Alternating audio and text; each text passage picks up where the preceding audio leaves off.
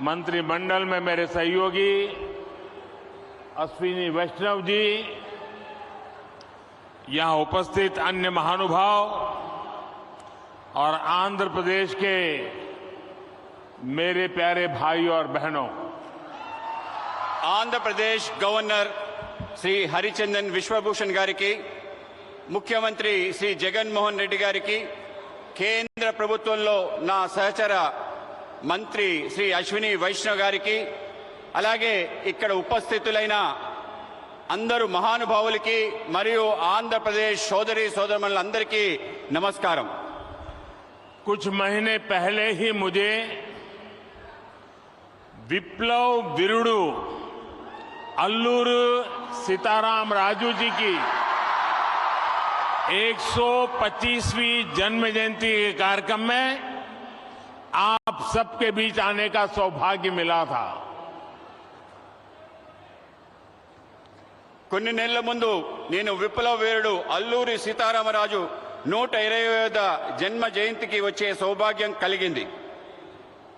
आज एक बार फिर मैं एक ऐसे अवसर पर आंध्र की धरती पर आया हूं जो आंध्र प्रदेश और विशाखापट्टनम के लिए बहुत बड़ा दिन है। ఇటువంటి ఇంకో అవకాశం ఆంధ్ర ప్రాంతానికి వచ్చింది। ఇది ఆంధ్రప్రదేశ్ మరియు విశాఖపట్నానికి గొప్ప దినం। विशाखापट्टनम भारत का एक विशेष पट्टनम है। ये शहर बहुत खास है। यहां हमेशा से व्यापार की समृद्ध परंपरा रही है। విశాఖపట్నం భారతదేశం యొక్క ఒక ప్రముఖ నగరం। ఇది ఒక ప్రత్యేకమైన నగరం। ఇక్కడ ఎప్పుడూ వ్యాపారం సమృద్ధిగా జరిగే పరంపర ఉంది। विशाखापट्टनम प्राचीन भारत का एक महत्वपूर्ण पोर्ट था। हजारों वर्ष पहले भी इस पोर्ट के जरिए पश्चिमी एशिया और रोम तक व्यापार होता था और आज भी विशाखापट्टनम भारत के व्यापार का केंद्र बिंदु बना हुआ है। విశాఖపట్నం ప్రాచీన భారతదేశం యొక్క ప్రముఖ ఓడరేవు। ఈ ఓడరేవు ద్వారా 1000 ఏళ్ల క్రితం నుండి పశ్చిమాసియా, రోమ్ వరకు వ్యాపారం జరుగుతూ ఉండేది। నేడు కూడా విశాఖపట్నం భారతదేశం యొక్క వ్యాపారానికి ముఖ్య కేంద్ర బిందువు। 10,000 करोड़ रुपए से अधिक के प्रोजेक्ट का लोकार्पण और शिलान्यास आंध्र प्रदेश और विशाखापट्टनम की आकांक्षाओं को पूरा करने का एक माध्यम बनेगी। 10,000 కోట్ల ప్రాజెక్టులు దేశానికి అంకితం మరియు శంకుస్థాపన చేసే ఆంధ్రప్రదేశ్ మరియు విశాఖపట్నం ప్రజల ఆకాంక్షల్ని పూర్తి చేసే మాధ్యంగా ఉంటుంది। ये योजनाएं इंफ्रास्ट्रक्चर से लेकर ईज ऑफ लिविंग और आत्मनिर्भर भारत तक कई नए आयाम खोलेगी, विकास को नई ऊंचाई पर ले जाएगी। मैं इसके लिए आंध्र प्रदेश के सभी निवासियों को हृदय से बहुत बहुत बधाई देता हूं। ఈ పథకాలు మౌలిక సదుపాయాల వల్ల సులభతర జీవితానికి, స్వయం సమృద్ధి భారత సాకారానికి అనేక అవకాశాలు కల్పిస్తుంది। ఇది అభివృద్ధి యొక్క కొత్త శిఖరాలు చేరుకోవడానికి తోడ్పాటు అందిస్తుంది। నేను ఇందుకోసం ఆంధ్రప్రదేశ్లో నివాసం ఉంటున్న అందరికీ హృదయపూర్వక అభినందనలు తెలుపుతున్నాను। मैं इस अवसर पर हमारे देश के पूर्व उपराष्ट्रपति श्री वेंकैया नायडू गारू का भी और श्री हरिबाबू का भी धन्यवाद करना चाहता हूं। वो जब भी मिलते हैं तो आंध्र के विकास के बारे में हमारी काफी बातें होती हैं। आंध्र के लिए उनका प्यार और समर्पण अतुलनीय है। నేను ఈ సందర్భంగా మన దేశ మాజీ ఉపరాష్ట్రపతి శ్రీ వెంకయ్య నాయుడు గారికి హరిబాబు గారికి ధన్యవాదాలు తెలియజేస్తున్నాను. వాళ్ళు ఎప్పుడు నన్ను కలిసినా ఆంధ్ర ప్రాంతం యొక్క అభివృద్ధి వికాసం గురించే మాట్లాడుతుండేవారు. ఆంధ్ర ప్రాంత ప్రజల పట్ల వాళ్ళకి ప్రేమ అంకిత భావం కొలమానం లేనిది.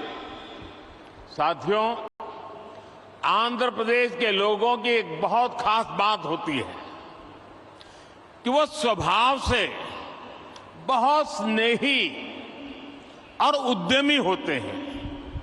आज तकरीबन दुनिया के हर कोने में, हर काम में आंध्र प्रदेश के लोग अपनी प्रतिभा का प्रदर्शन कर रहे हैं। మిత్రులారా, ఆంధ్రప్రదేశ్ ప్రజలకి ఒక ప్రత్యేకత ఉంది. వాళ్ళు స్వభావరీత్యా స్నేహపూర్వకంగా ఔత్సాహికంగా కలిగి ఉంటారు. నేడు ప్రపంచంలో అనేక చోట్ల అన్ని పనుల్లో ఆంధ్ర ప్రాంతం వాళ్ళు తమ ప్రతిభను కనపరుస్తున్నారు.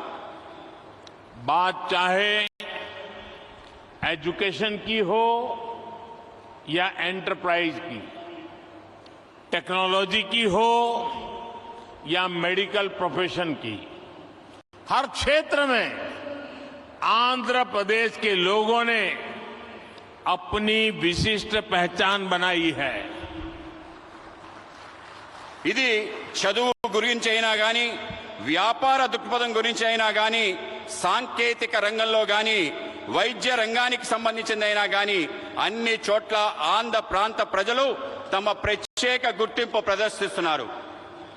ये पहचान सिर्फ प्रोफेशनल क्वालिटी की वजह से ही नहीं बनी, बल्कि ये उनके मिलनसार व्यवहार की वजह से बनी है।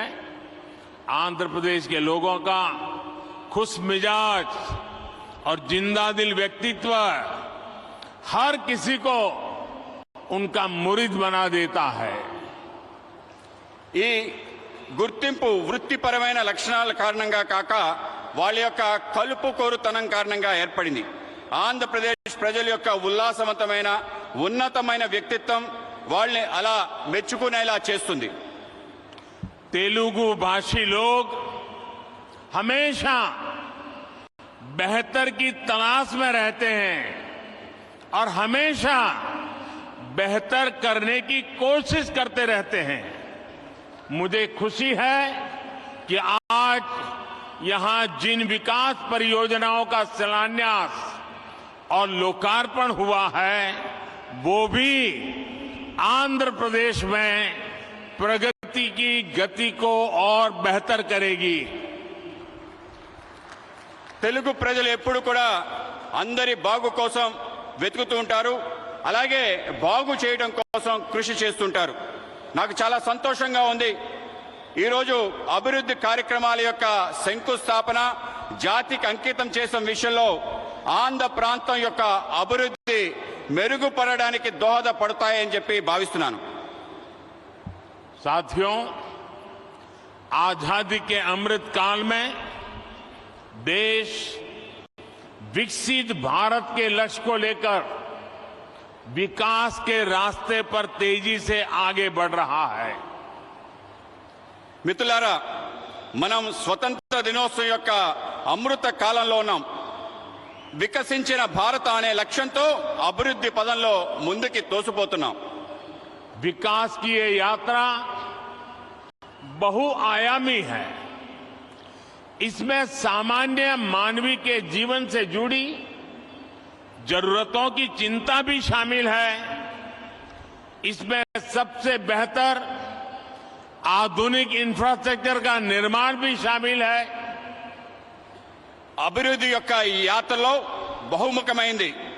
ఇందులో సామాన్య మానవుడి యొక్క ఆలోచన కూడా దాగి ఉంది. ఇందులో ప్రపంచంలో శ్రేష్టమైన ఆధునిక మౌలిక సదుపాయాలు నిర్మాణం కూడా ఉంది.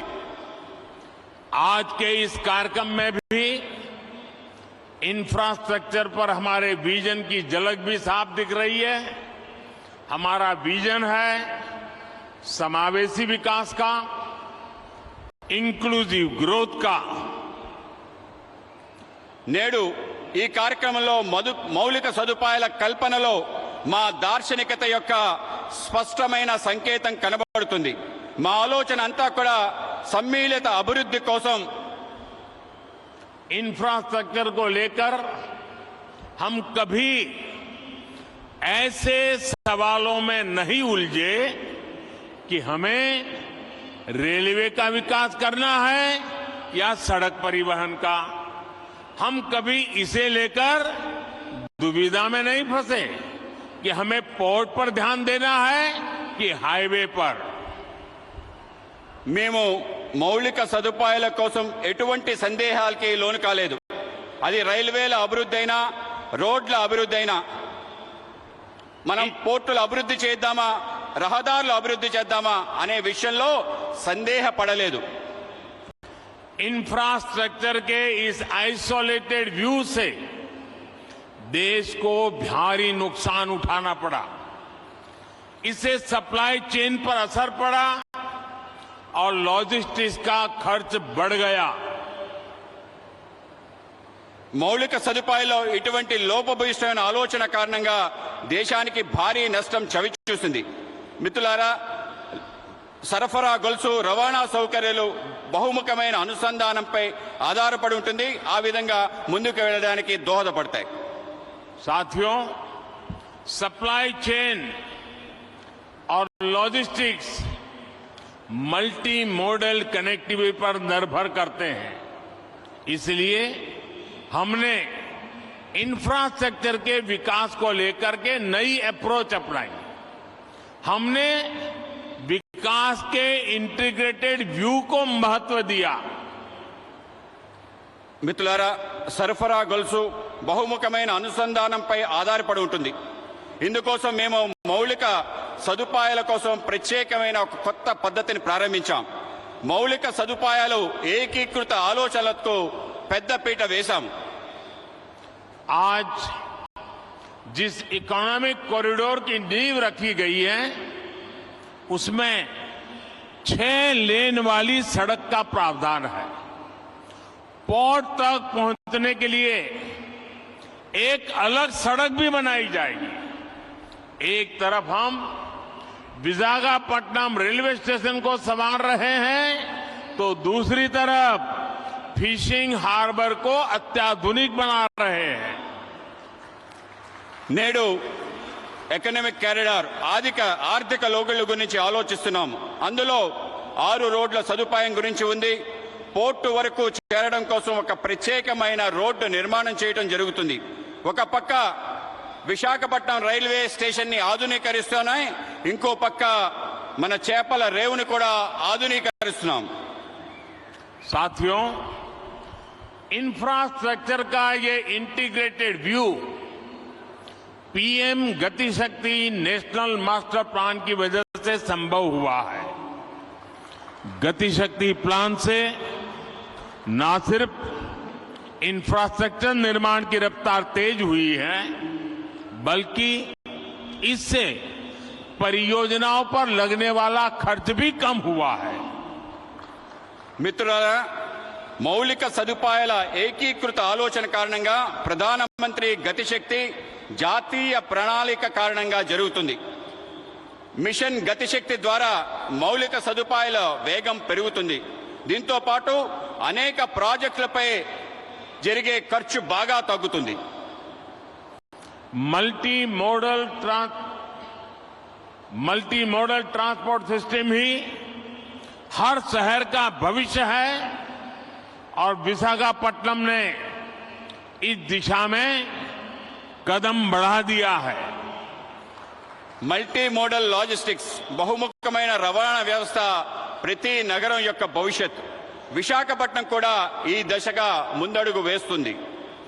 मुझे मालूम है कि इन परियोजनाओं का आंध्र के लोगों को लंबे समय से इंतजार था और आज जब ये इंतजार पूरा हो रहा है तो आंध्र प्रदेश और इसके तटीय क्षेत्र एक नई रफ्तार के साथ विकास की इस दौड़ में आगे बढ़ेंगे. నాకు తెలుసు మీరు ఈ యొక్క ప్రాజెక్ట్స్ కోసం ఆంధ్ర ప్రజలు ఎంతో కాలం నుంచి ఎదురు చూస్తున్నారు. ఈరోజు మీ నిరీక్షణ పూర్తయిన సందర్భం ఆంధ్రప్రదేశ్ మరియు తీర ప్రాంతం యొక్క కొత్త వేగంతో అభివృద్ధి దిశగా ఉరకలు వేస్తుంది. साथियों, आज पूरी दुनिया संघर्ष के नए दौर से गुजर रही है. कुछ देशों में जरूरी सामानों की किल्लत है, तो कुछ देश ऊर्जा संकट से जूझ रहे हैं. तकरीबन हर देश अपनी गिरती अर्थव्यवस्था को लेकर परेशान है. మిత్రులారా, ఈరోజు ప్రపంచం మొత్తం కష్టాల్లో ఉంది. కొన్ని దేశాలకు నిత్యావసర సరుకులు కొరతతో ఇబ్బంది పడుతున్నాయి. కొన్ని దేశాలు ఇంధన సంక్షోభంతో ఇబ్బంది పడుతున్నాయి. దాదాపు ప్రతి దేశం వాళ్ళ క్షీణిస్తున్న ఆర్థిక వ్యవస్థపై ఆందోళన చెందుతున్నారు. लेकिन इन सब के बीच भारत कई क्षेत्रों में बुलंदियां छू रहा है. भारत विकास की नई गाथा लिख रहा है और इसे सिर्फ आप ही महसूस नहीं कर रहे हैं, बल्कि दुनिया भी बड़े गौर से आपकी तरफ देख रही है. కానీ ఇటువంటి కష్టకాలంలో భారతదేశం అనేక సవాళ్ల మధ్య కొత్త ఎత్తులు చేరుకుంటుంది. భారతదేశం ఒక సరికొత్త అభివృద్ధి చరిత్ర రాస్తుంది. ఇది కేవలం మనం అనుభవిస్తుందే కాదు, ప్రపంచం మొత్తం మన వైపు చూస్తుంది. आप देख रहे होंगे कि कैसे एक्सपर्ट और बुद्धिजीवी भारत की प्रशंसा कर रहे हैं. आज भारत पूरी दुनिया की उम्मीदों का केंद्र बिंदु बन गया है. మీరు చూస్తున్నారు, ప్రపంచం భారతదేశంలో ప్రముఖులు అనేక మంది మేధావులు ప్రశంసిస్తున్నారు. ఇది మీరు చూస్తున్నారు. నేడు భారతదేశం ప్రపంచం మొత్తం యొక్క ఆశల యొక్క కేంద్ర బిందువుగా మారింది. ऐसा इसलिए संभव हुआ है क्योंकि आज भारत अपने नागरिकों की आशाओं, आवश्यकताओं को सर्वोपरि रखते हुए काम कर रहा है.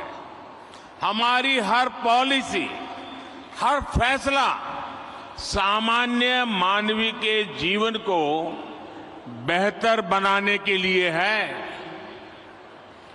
ఇది ఎందుకైందంటే ఇప్పుడు భారత్ వాళ్ళ పౌరుల యొక్క ఆకాంక్షలను, ఆశల్ని ప్రధానంగా తీసుకుని పనిచేస్తుంది. మా ప్రతి విధానం, మా ప్రతి నిర్ణయం సామాన్య మానవుడి యొక్క జీవితాన్ని మెరుగుపరచడం కోసమే. आज एक तरफ PLI scheme, GST, IBC, national infrastructure pipeline, गति शक्ति जैसी पॉलिसी की वजह से भारत में निवेश बढ़ रहा है, तो दूसरी तरफ गरीबों के कल्याण के लिए चलाई जा रही योजनाओं का लगातार विस्तार हो रहा है. నేడు ఒక పక్క పిఎల్ఐ స్కీమ్, జీఎస్టీ, ఐబీసీ, జాతీయ మౌలిక సదుపాయాలు, పైప్ లైన్, గతిశక్తి వంటి పాలసీలు వల్ల భారతదేశంలో పెట్టుబడులు పెరుగుతున్నాయి. మరోపక్క పేదవాళ్ల కళ్యాణం కోసం అనేక పథకాలను అమలు చేస్తున్నాం. వాటిని నిరంతరం పెంచుకుంటూ పోతున్నాం. विकास की इस यात्रा में आज देश के वो इलाके भी शामिल हैं जो पहले हाशिए पर होते थे. सबसे पिछड़े जिलों में भी एस्पिरेशनल डिस्ट्रिक्ट प्रोग्राम के जरिए विकास से जुड़ी योजनाएं चलाई जा रही है. అభివృద్ధి యొక్క ఈ ప్రయాణంలో దేశంలో అనేక ప్రాంతాలు, అట్టడుగు ప్రాంతాలు కూడా చేర్చబడ్డాయి. ఆకాంక్ష జిల్లాల కార్యక్రమంలో వెనుకబడ్డ జిల్లాల్లో అనేక రకాల అభివృద్ధి కార్యక్రమాలు అమలు చేస్తున్నాం. देश के करोड़ों गरीबों को पिछले 2.5 साल से मुफ्त अनाज दिया जा रहा है। पिछले 3.5 साल से पीएम किसान योजना के जरिए किसान के खाते में हर वर्ष सीधे 6,000 रुपये पहुंच रहे हैं। దేశంలో కోట్లాది మంది పేదవాళ్లకు గత 2.5 సంవత్సరాలుగా ఉచిత బియ్యం ఇస్తున్నాం. గత 3.5 సంవత్సరాల నుండి ప్రధానమంత్రి కిసాన్ సమ్మాన్ నిధి ద్వారా రైతుల ఖాతాల్లో నేరుగా 6,000 రూపాయలు చేరుతుంది. इसी तरह सनराइज सेक्टर से जुड़ी हमारी पॉलिसी की वजह से युवाओं के लिए नए अवसर बन रहे हैं। ड्रोन से लेकर गेमिंग तक, स्पेस से लेकर स्टार्टअप तक हर क्षेत्र को हमारी पॉलिसी की वजह से आगे बढ़ने का मौका मिल रहा है। అదేవిధంగా సన్ రైజ్ సెక్టర్స్ యొక్క ఆలోచన కారణంగా యువతకి కొత్త అవకాశాలు లభిస్తున్నాయి. అది డ్రోన్ మొదలు గేమింగ్ వరకు, అంతరిక్షం నుండి అంకురాల వరకు అన్ని క్షేత్రాల్లో మా పనుల కారణంగా ముందుకు వెళ్ళడానికి అవకాశం దొరుకుతుంది. साथियों, जब लक्ष्य स्पष्ट होते हैं तो आकाश की ऊंचाइयां हो या समुद्र की गहराइयां, हम अवसरों को तलाश भी लेते हैं और तराश भी लेते हैं। आज आंध्र में मॉडर्न टेक्नोलॉजी के जरिए डीप वाटर एनर्जी को निकालने की शुरुआत इसका एक बड़ा उदाहरण है। మిత్రులారా, ఎప్పుడైతే లక్ష్యం స్పష్టంగా ఉంటుందో అప్పుడు అవకాశం యొక్క అంచులైన, సముద్రం యొక్క లోతులైన అవకాశాలని వెతుకుతాం, అవకాశాలని అందిపుచ్చుకుంటాం. ఈరోజు ఆంధ్రప్రదేశ్లో ఆధునిక సాంకేతిక పరిజ్ఞానం ద్వారా డీప్ వాటర్ లో ఇంధనాన్ని వెలికి తీయటం అనేది ఒక గొప్ప ఉదాహరణ మాత్రమే. और आज देश ब्लू इकोनॉमी से जुड़ी अनंत संभावनाओं को साकार करने के लिए भी बड़े स्तर पर प्रयास कर रहा है। ब्लू इकोनॉमी पहली बार देश की इतनी बड़ी प्राथमिकता बनी है। ఈరోజు దేశంలో నీలి ఆర్థిక వ్యవస్థతో ముడిపడి అనేక అవకాశాలు సాకారం కోసం పెద్ద ఎత్తున కృషి చేస్తున్నాం. బ్లూ ఎకానమీ మొదటిసారి ఇంత ప్రాధాన్యత అంశంగా చేర్చబడింది. मत्स्य पालकों के लिए अब किसान क्रेडिट कार्ड ऐसी सुविधा भी उपलब्ध है। आज विशाखापट्टनम फिशिंग हार्बर को आधुनिक बनाने का जो काम शुरू हुआ है, इससे हमारे मछुआरे भाई बहनों का जीवन आसान होगा। మత్స్యకారులకు కూడా కిసాన్ క్రెడిట్ కార్డ్ లాంటి సదుపాయాలు లభిస్తున్నాయి. ఈరోజు విశాఖపట్నం యొక్క మత్స్య రేవు ఆధునీకరణ పని ప్రారంభమవుతుంది. దీనివల్ల మత్స్యకార సోదరి సోదరుమణుల యొక్క జీవితం సులభతరం అవుతుంది. जैसे जैसे गरीब की ताकत बढ़ेगी और आधुनिक इंफ्रास्ट्रक्चर से जुड़े अवसरों तक उसकी पहुंच होगी, विकसित भारत का हमारा सपना भी पूरा होगा। ఎప్పుడెప్పుడైతే పేదవాళ్ల శక్తి పెరుగుతుందో, ఆధునిక సదుపాయాలు వాళ్ళకి చేరుతాయో, వికసించిన భారత యొక్క మన కల పూర్తవుతుంది. साथियों, समुद्र सदियों से भारत के लिए समृद्धि और संपन्नता का स्रोत रहा है और हमारे समुद्र तटों ने इस समृद्धि के लिए गेटवे का काम किया है। आज देश में पोर्ट लेड डेवलपमेंट के लिए जो हजारों करोड़ रुपए की परियोजनाएं चल रही है, भविष्य में उनका और विस्तार होगा। మిత్రులారా, సముద్రం పూర్వకాలం నుండి భారత్ యొక్క సమృద్ధి సంపద తేవటంలో ఆధారంగా ఉంది. సముద్ర తీరాలు మన ఆరాలుగా మారాయి. ఈరోజు దేశంలో రేవులు, భూములు, అభివృద్ధి వేల కోట్ల రూపాయలలో ప్రాజెక్టులు నడుస్తున్నాయి. ఇవి భవిష్యత్తులో మరింతగా విస్తరిస్తాయి. विकास की इस समग्र सोच को आज 21वीं सदी का भारत धरातल पर उतार रहा है। मुझे विश्वास है आंध्र प्रदेश देश के विकास के इस अभियान में इसी तरह बड़ी भूमिका निभाता रहेगा। అభివృద్ధి కోసం ఇటువంటి సమగ్రమైన ఆలోచన 21వ శతాబ్ది యొక్క భారతదేశం వాస్తవ రూపంలో అవతరిస్తుంది, వాస్తవ రూపంలో తీసుకొస్తుంది. నాకు విశ్వాసం ఉంది, ఆంధ్రప్రదేశ్ దేశం యొక్క వికాసంలో పెద్ద భూమిక ప్రదర్శించబోతుంది. इसी संकल्प के साथ आप सभी का एक बार फिर बहुत बहुत धन्यवाद। ఇటువంటి సంకల్పంతో మీ అందరికీ మరోసారి హృదయపూర్వక ధన్యవాదాలు. मेरे साथ दोनों हाथ ऊपर करके पूरी ताकत से बोलिए, भारत माता की జై, भारत माता की జై, भारत माता की జై. बहुत बहुत धन्यवाद।